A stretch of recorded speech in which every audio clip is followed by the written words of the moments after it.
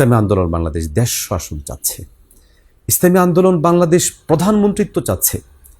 চরমনায়ের পীর জোটে থাকছে না, মামুনুল হক জোটে থাকছে না। এই কথাগুলো কখন শুরু হলো? যখন সারা দেশের আন্দোলন সংগ্রাম সব শেষ, এখন আসন নিয়ে সমঝোতার আলোচনা হবে, কে কয়টা আসনে নির্বাচন করবে, কিভাবে করবে, এ নিয়ে যখন আলোচনা শুরু হলো, ঠিক তখনই সংবাদ মাধ্যমে বিষয়গুলো চাউর হতে শুরু করলো। কোন কোন সংবাদ মাধ্যম বিষয়গুলো আসলো? জাতীয় দৈনিক থেকে দলীয় দৈনিকে রূপান্তরিত হওয়া আমার দেশ এক্ষেত্রে সবচেয়ে বেশি ভূমিকা পালন করেছে। আমি যদি কোনো সংবাদ মাধ্যমকে ইসলামী আন্দোলন এবং জামাত সহ ৮ দলীয় জোট ভাঙার পিছনে দায়ী সাব্যস্ত করি, তাহলে সেটা হবে আমার দেশ।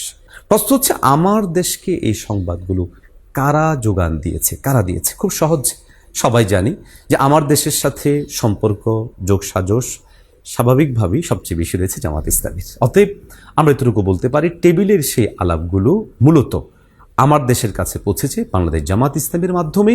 আর আমার দেশ এই জোট ভাঙার পিছনে সবচেয়ে বেশি ভূমিকা পালন করেছে এবং সেটা জাতীয়ভাবে প্রতিষ্ঠিত করার জন্য এখনো পর্যন্ত সেটা চেষ্টা চালিয়ে যাচ্ছে।